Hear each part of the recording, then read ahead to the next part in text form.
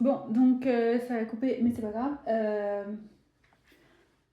La suite sur 222. Donc j'étais en train de dire, j'ai interrogé le Seigneur en demandant pourquoi la côte. Et du coup, il m'a fait voir une vidéo d'un rabbin qui expliquait le- les différents sens de côte et que le mot pouvait avoir d'autres interprétations. Donc c'est en posant des questions qui m'enseigne en fait. Voilà, c'est enseignant. Donc faut pas hésiter, il n'y a pas de questions. Et si on n'est pas prêt à recevoir les réponses, bah, ils ne nous les donnent pas en fait. Voilà. C'est pas grave.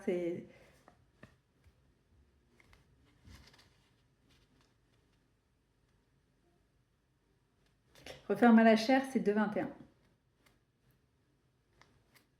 Et 2,22. Puis de la côte qu'il a tirée de l'homme, il y avait Dieu façonna une femme et l'amena à l'homme. 2,23. Alors celui-ci s'écria, pour le coup c'est l'os de mes os, c'est la chair de ma chair, celle-ci sera appelée femme. Oui, c'est le fait d'être présenté devant l'homme aussi pour certains 2,22. Par exemple, il m'a révélé qu'il m'avait fait envoyer un message le 22 février. Ah, ma vie est toujours très littérale. Je ne savais pas du tout. Hein. C'est impossible. Des années après. Et je savais que c'était la dernière acte que j'avais à faire sur ce chapitre-là. C'était clos. Et j'étais soulagée d'avoir fermé ce dossier. Ce qui. Il m'a présenté, il n'a pas voulu, mais c'est pas, c'était ce qui devait se passer. Mais c'était entre eux, quoi. Ce qu'il m'a montré après, voilà, c'était... Donc, et ensuite, de 24... Donc, de 20... Attendez, pardon.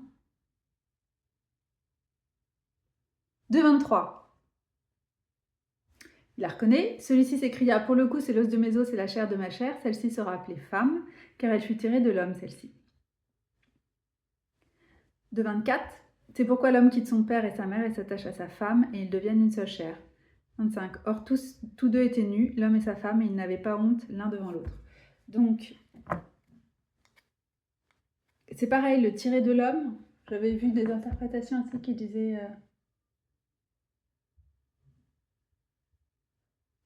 Enfin, de toute façon, tous les mots, puisque c'est de l'hébreu, tous les mots sont à décortiquer et vous pouvez regarder dans quel autre passage. Il y en a qui font ça. Je ne sais pas encore comment on fait. J'ai Michael Laser qui explique ça. Il y en a d'autres qui l'expliquent. Mais j'ai pas écouté. Enfin, j'ai pas pris l'info encore. Je sais que ça existe, mais je le fais pas. Vous pouvez regarder les différentes utilisations de ce mot dans la Bible, dans les autres livres et tout ça. Et ça vous donne encore plus d'éléments d'interprétation et de compréhension de ce que veut dire ce mot en fait, indépendamment de la traduction. Parce que des fois, pardon, ce qui est logique, oui, c'est ça. Pour un même mot hébreu, c'est traduit avec différents mots, c'est du français, mais ça marche aussi pour l'anglais, puisque ça dépend du sens qu'a voulu donner le traducteur. Ils se mettent dans le contexte et ils disent, bon voilà, dans ce contexte-là, ce qui semble le plus approprié, c'est parmi les multiples interprétations possibles, puisque papa écrire plusieurs, il me fait penser, je sais plus dans quel... je crois que c'était dans un cours de langue où il nous faisait écrire un mot et ses synonymes en fait. Parce que les synonymes, c'est... Chaque mot a une raison d'être. S'il y a plusieurs façons de dire la même chose, il y a des nuances, il y a des subtilités dans chaque mot choisi que... Et donc c'est pour ça que quand on apprenait un mot, je crois que c'était en anglais quand c'est ça, il nous en mettait plusieurs, enfin il y avait plusieurs interprétations, on mettait en français. Et donc tu lisais la phrase, mais t'avais trois quoi. Donc bon, si on lisait tout ça tout le temps dans la Bible, ce serait compliqué, mais en même temps, il y a de la richesse qu'on perd en fait. Donc quand il y a des choses que ça me paraît bizarre ou creux ou plat, pas assez profond, il y a quelque chose de plus, ça vaut le coup d'aller chercher parce que il y a des interprétations, ils font comme ils peuvent, enfin, peuvent pas retranscrire la richesse du texte initial, quoi. C'est pour ça qu'il y a des commentaires de Bible, des trucs comme ça. Je suis pas là-dedans, moi, mais à lire la version, t'as le texte et puis le commentaire.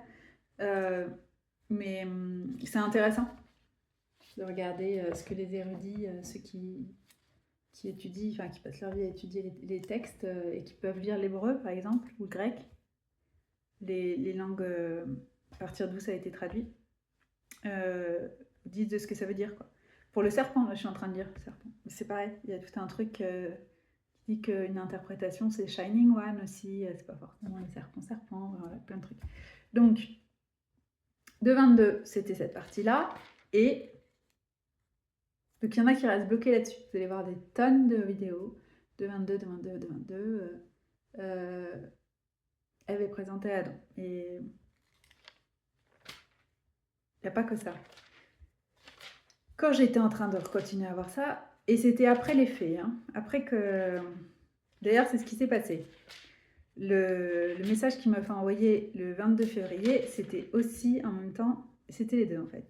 C'était le sacrifice. Je savais que c'était vraiment le couperet final pour voilà, tuer le truc, quoi. Donc, par mes propres moyens. Et laisser la place à Dieu. Je ne savais pas ça, hein, mais il m'a poussé à aller au bout de ce que je pouvais faire moi, pour vraiment faire en sorte que ce soit mort et qu'ensuite il puisse ressusciter. Donc 22, le sacrifice d'Abraham. Et ça, c'est super intéressant, cette phrase. Donc, on dit le début, 21. Après ces événements, il arriva que Dieu éprouva Abraham et lui dit « Abraham ». Il répondit « Me voici ». 22. Dieu dit « Prends ton fils, ton unique que tu chéris, Isaac, et va-t'en au pays de Moriah, et là, tu l'offriras en sacrifice. Tu l'offriras en holocauste, sur une montagne que je t'indiquerai. » Tout ça, c'est de 22. Ensuite, il y a le 3.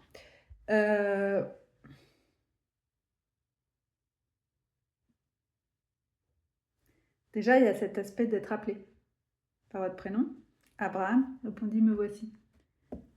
Et c'est cette écriture-là que je cherche depuis tout... c'est Isaïe. Non. Non, c'est qui est-ce que j'envoie? C'est pas pareil. C'est encore un autre que je cherche. Non, c'est pas Isaïe en plus, je me trompe. Ézéchiel. Oui, Ézéchiel. Je sais que c'est dans Ézéchiel qu'il a dit « Me voici ». Donc c'est Ézéchiel 6. Bon, on lira après Ézéchiel 6. Mais Abraham, à chaque fois, il l'appelait, il disait « Here I am » en anglais. « Me voici » en français. Prends ton fils, ton unique que tu chéris, Isaac, et va-t'en au pays de Moriah. En anglais. Unique, c'est begotten.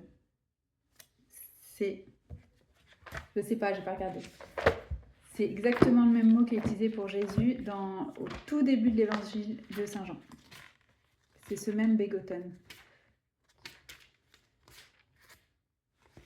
Et le Seigneur m'a fait regarder, revoir, parce que j'avais déjà vu, mais réviser du coup, une vidéo de Michael Heiser où il explique, j'allais dire très bien, il explique très bien tout ça, Michael Heiser,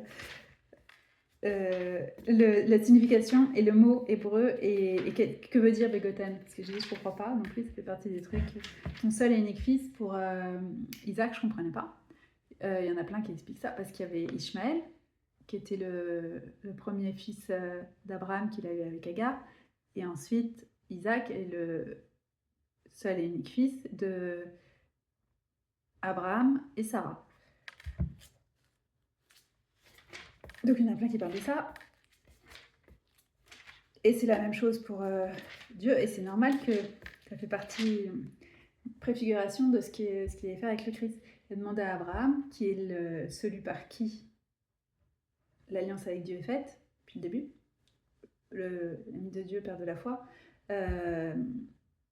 Toutes les religions monothéistes aujourd'hui, elles se réfèrent soit les juifs, les chrétiens, les musulmans, ils se disent tous descendants d'Abraham. Donc c'est vraiment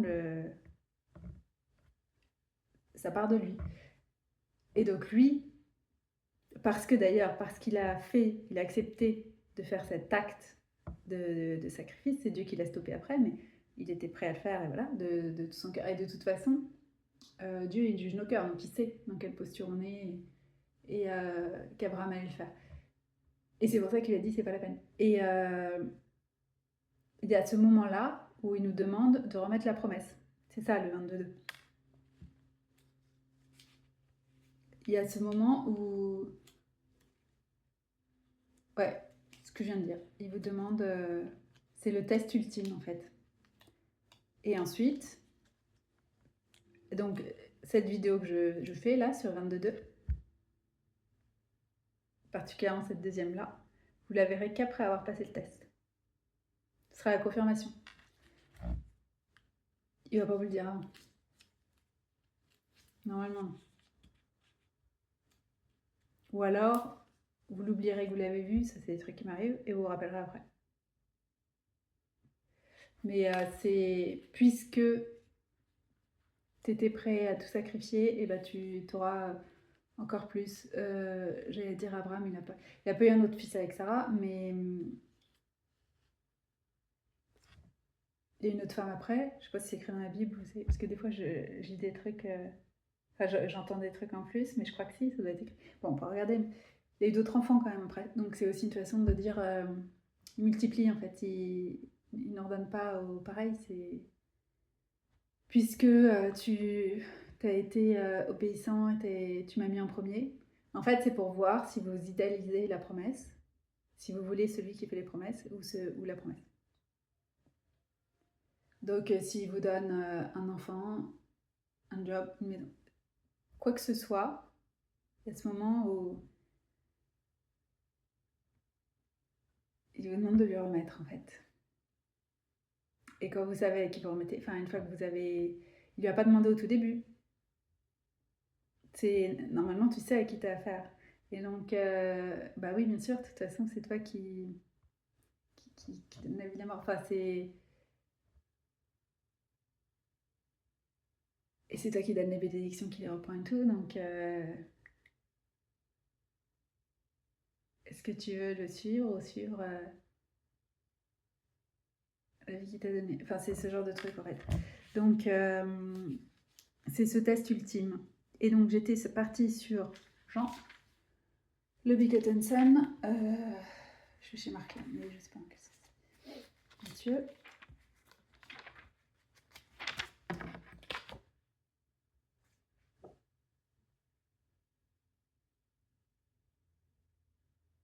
Matthieu, Marc, Luc, Jean. Est-ce que je me rappelle? Matthieu, Marc, Luc, Jean.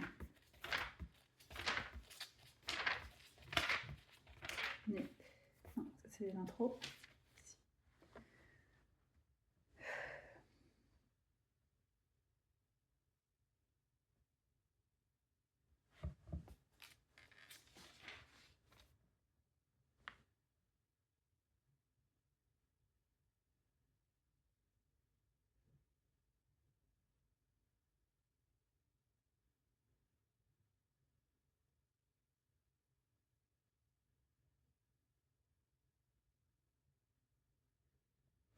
Il y a là, mais je pensais à For, For God so loved the world that he gave up his one and only son.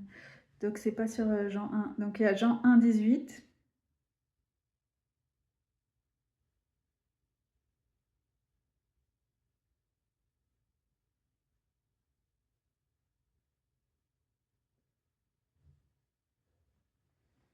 Dans la Bible, l'expression fils de Dieu n'avait pas un sens transcendant et pouvait désigner soit des membres du peuple de Dieu, soit son roi, soit le juste persécuté qui attend le secours de Dieu. Jean l'admet aussi, et c'est pourquoi il adopte l'expression unique engendré, qui n'offre aucune équivoque. Un Dieu unique engendré. Donc,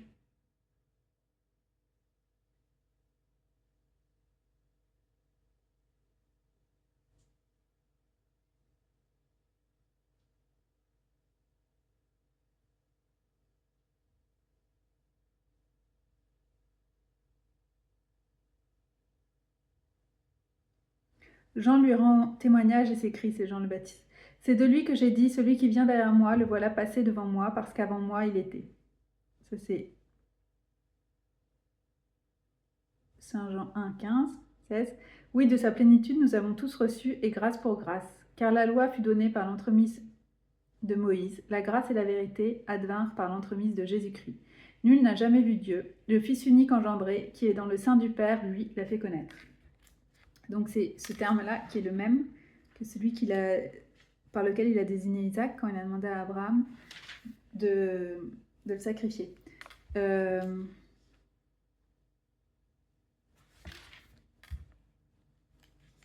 c'est à la fin.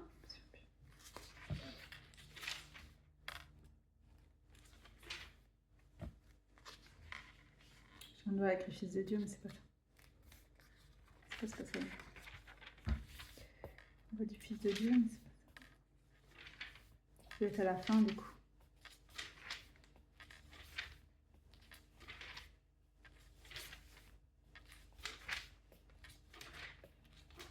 Une véritable.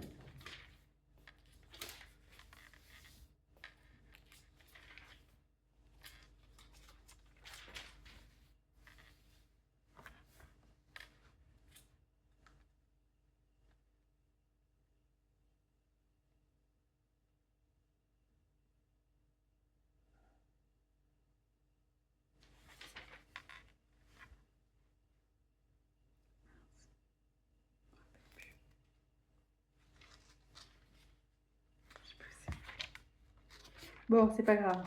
En tout cas, c'est le même terme et il est utilisé pour Abraham.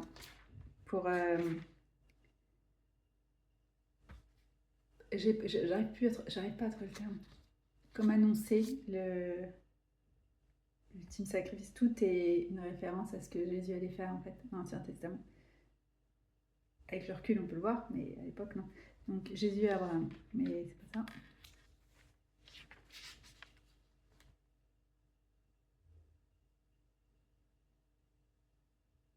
C'est quand ils l'ont traité de démon.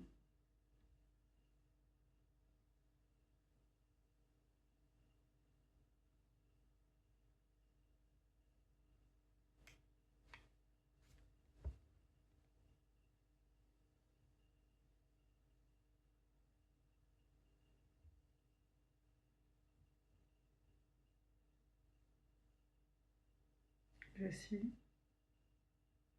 Ah, puis là, ça y est, je suis en train. Et c'est quand il parle Je sais pas si c'est aux pharisiens ou aux juifs en général, c'est pas précisé. Non, c'est des juifs. C'est pas que les pharisiens. Traités de démons. C'est hyper intéressant d'écouter les interprétations des rabbins, messianiques du coup, avant Jésus. C'est pour ça que ça vaut vraiment le coup de lui poser des questions. Du coup, là, ça part sur autre chose, mais quand il écrivait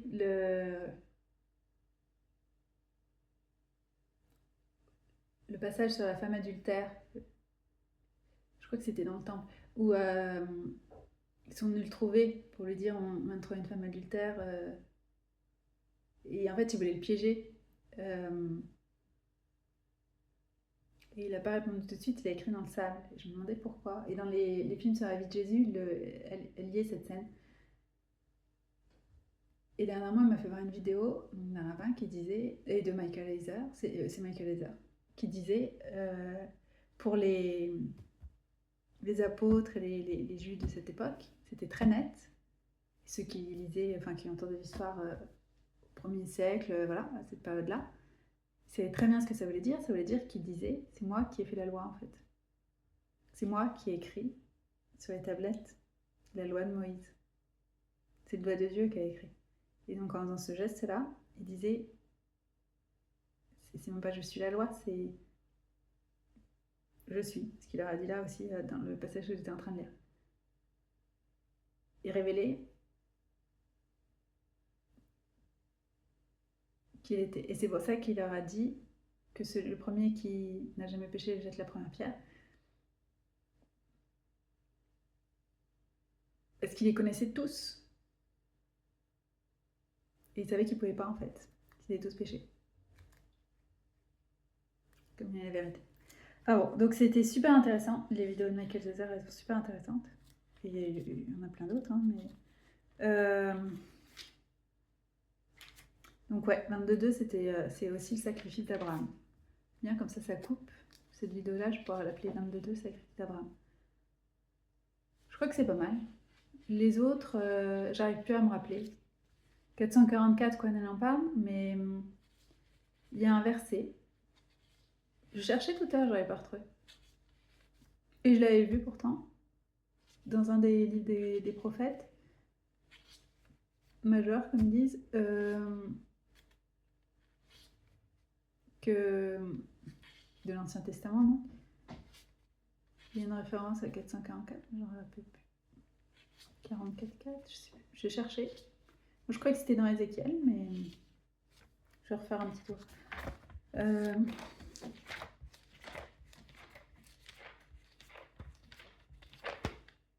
Non, c'est pas Samuel.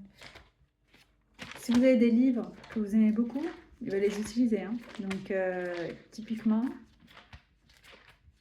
c'est pas parce que d'autres n'en parlent pas. Les psaumes aussi, ils les utilisent, bien sûr. C'est rien que ça. Le premier truc à faire, c'est ça. C'est d'aller chercher correspondance dans les psaumes.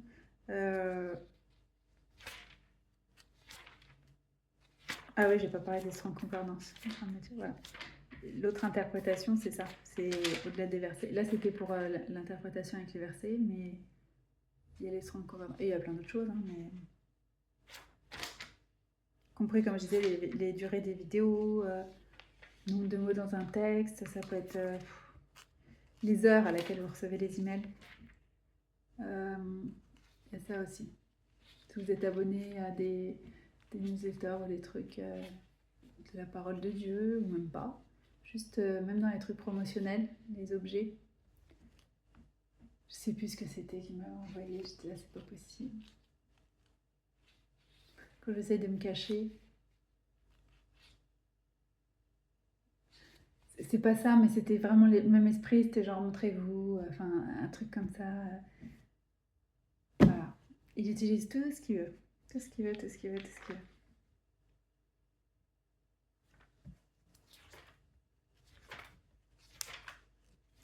Mais il ne radote pas. S'il nous rappelle quelque chose, c'est parce qu'on n'a pas pris le message, qu'on ne prend pas au sérieux, ou qu'on n'agit pas en conséquence, qui veut révéler quelque chose de plus, qu'on n'a pas pris l'entièreté, qui veut vous rappeler quelque chose. C'est un rappel, mais si ça reste, c'est qu'il y a quelque chose que vous n'avez pas pris. Et donc il m'a ramené vers la vidéo de Quan, parce que je lui disais qu'est-ce qui se passe avec ces noms là. C'était vraiment c'est qu'on voyait un truc partout quoi. Et j'en parlais pas, donc ça restait ça peut pas être interféré parce que c'était entre nous quoi. Je prenais note et c'est mentalement que je lui demandais c'est quoi en fait, pour pas que Satan puisse entendre, avoir vent de ça, parce que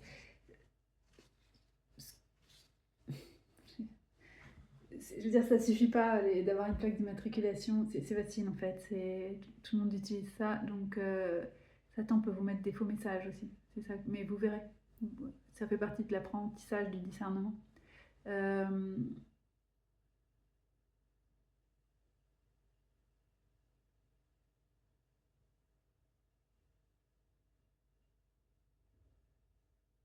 Il y a comme une résonance, ça fait tilt, ça sonne juste quand c'est Dieu.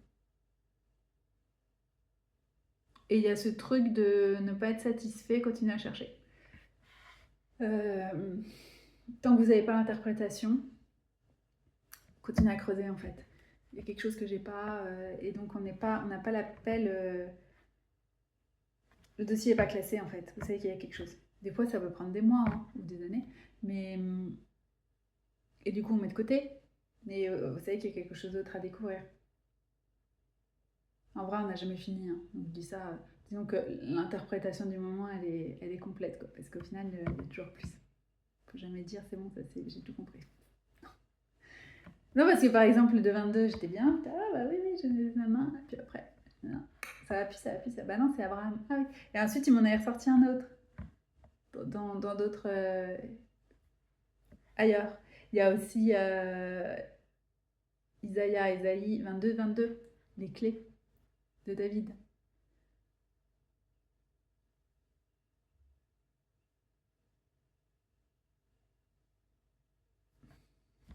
Voilà, il y a plein de trucs comme ça. Super intéressant.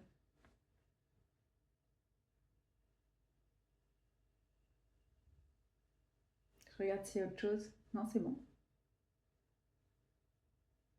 Ouais, ce serait poussif si je faisais les autres. J'ai rien qui vient, je me rappelle pas, je les ai pas retrouvés. Donc, 401 cas, j'ai pas retrouvé. Mais la chaîne de Quan est très bien. Et il y en aura d'autres, vous en verrez d'autres. Elle a des infos intéressantes. Et des fois, dans les derniers trucs, il vous fait regarder une vidéo. C'est même pas pour le contenu principal, soi-disant le message principal, c'est pour les messages secondaires. Comme quand je dis tiens, je sais pas pourquoi j'ai divagué là-dessus. Et bah, c'est cette partie-là en fait qui était intéressante pour vous. Ça m'arrive souvent. Il y a même des fois, je zappe complet, j'écoute plus, enfin, où je m'assoupis, ou je pars dans une autre pièce, du coup j'entends pas. Je reviens et pile la phrase qu'il voulait que j'entende, et puis je me dis ah mince, j'ai pas écouté. Donc je reviens en arrière, parce que j'ai loupé genre 2 minutes, et en fait je me dis ah bah non, mais il n'y avait rien dans les 2 minutes. Enfin, j'ai rien perdu, faut lui faire confiance, mais moi j'ai tendance à me reposer sur ma propre compréhension, c'est pas facile. Donc en ce moment, ces derniers temps, il me donnait ce message, et je savais pas pourquoi. Ne te base pas sur ta propre compréhension. Mais je recevais, enfin, je sais qu'il, même encore maintenant, je sais qu'il me donne ce message. Et je sais pas. Bah, si, dans une des interprétations, c'est. Mais non, mais il y a plein de gens qui en parlent, j'ai pas besoin de rajouter une couche, ça sur les noms prophétiques. Un truc en plus noyé dans la masse. Parce que c'est pas un truc de mode, hein, c'est vraiment une façon dont il me parle. Et c'est hyper intéressant de comprendre qu'il est en train de vous lancer une perche. Voilà, c'est pas un matin, c'est une perche pour venir à lui en fait. C'est une façon de nourrir votre relation unique et individuelle. Voilà, on peut dire unique exprès. Le bicoton, le fils unique. On m'a fait regarder une vidéo qui expliquait le sens de unique, qui ne voulait pas dire seul. Ça veut dire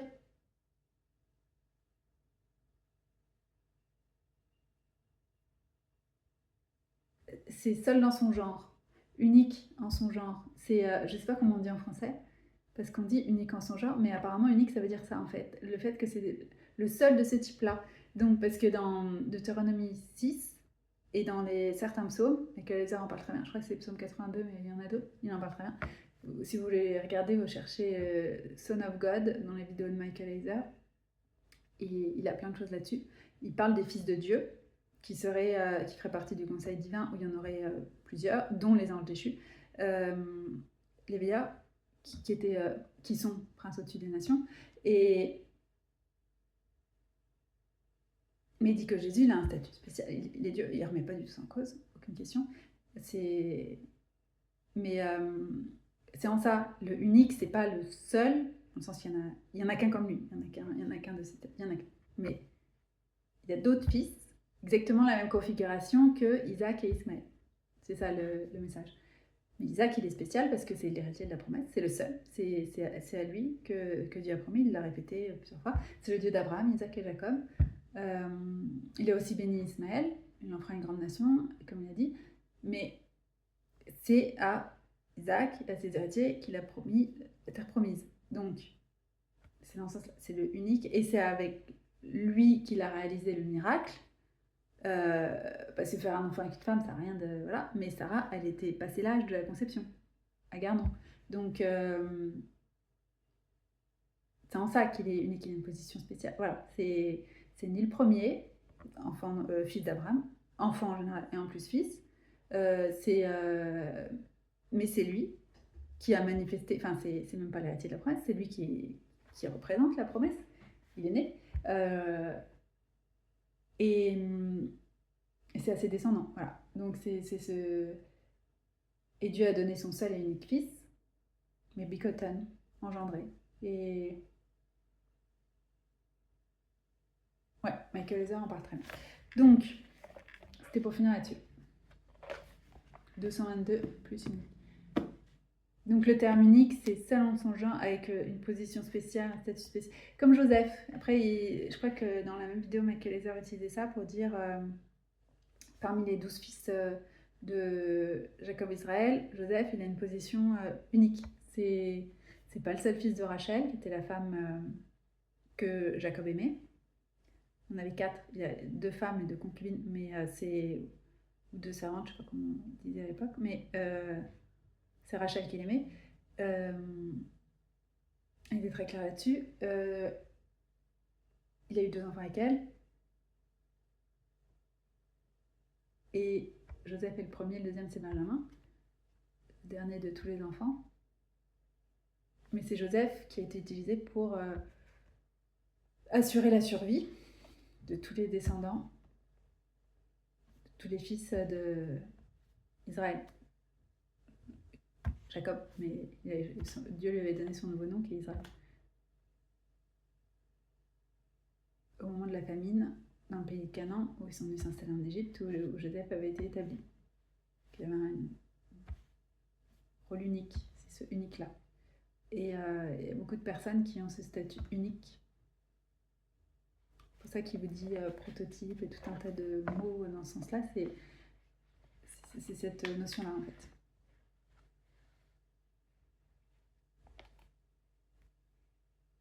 Ça va être spécial, mais c'est encore plus. Ouais. Les vidéos de Michael Heiser sont super intéressantes.